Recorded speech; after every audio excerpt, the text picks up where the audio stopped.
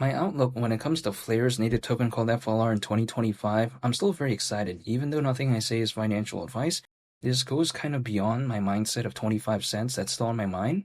But before I get into that, I first want to talk about a hypothetical timeline that I'm thinking about currently. Now, I've seen that usually, historically speaking, altcoins, typically as a worst case scenario, they usually peak around a year and a half after a Bitcoin halving event. So a year and a half from the last Bitcoin halving event that happened in April of 2024, we add 18 months again on top of that, a year and a half. That is October this year. It doesn't mean it's going to happen, but in my opinion, again, when I take a look at just the kind of current factors that I see right now, like over 600 million crypto owners, supposedly more than ever before in history, whereas in the peak of the 2021 bull run, around 300 million crypto owners. I also take a look at the hype for the Bitcoin ETF, the Ethereum ETF, and when I take a look at Flare, kind of the aspects of EVM that it has, right? Ethereum Virtual Machine, and I take a look at the success of Ethereum and maybe still what it could do more moving forward, who knows, during the cycle. I'm just still very excited for 2025. But 25 cents, why is that still on my mind? It's because it's not necessarily something that I think is too outlandish. I mean, keep in mind, right? Even though I'm not telling them to do anything when it comes to Flare, FLR at the price of 25 cents is around a 10x from here. So it's not like it's like an 80x or something like that. It's not like too far away. And also, when I take a look at the market cap at that point, considering current circulating supply, would be around 18.5 billion, which we've seen. Like something like Shiba Inu pretty much doubled that market cap years ago back in 2021.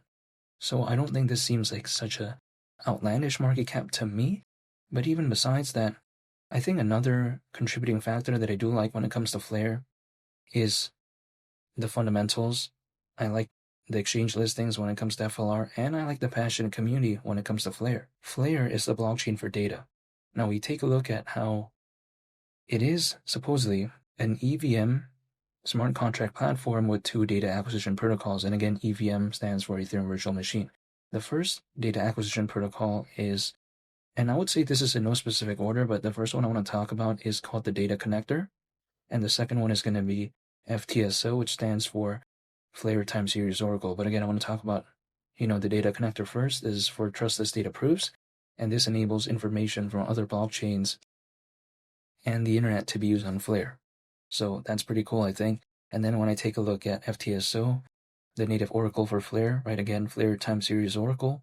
Why do I think an oracle in general, at least kind of this vibe, is pretty cool? It's because an oracle, it's pretty much a data feed that brings data from off the chain.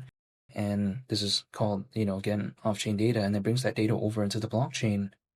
The reason why this is even like, I would say, kind of necessary in the grand scheme of things is because without this off-chain data, many decentralized applications out there, they wouldn't really be able to function that well. So then it is kind of crucial, in my opinion, to have something like that. And also I've seen historically something like Google Cloud and as well as Anchor be a part of the Flare ecosystem. So to me, I do like what I'm seeing overall, and I'm still very excited for 2025. But ultimately speaking, whenever FLR even does decide to have that next leg up, or just the altcoin space in general, it's going to be beyond my control, right? But then the only thing I can do is just wait and stay patient. In a moment in which it does do something, hypothetically, maybe I won't miss out because I was just holding the entire time anyways. But this is, again, just my mindset. I'm not telling them to do anything.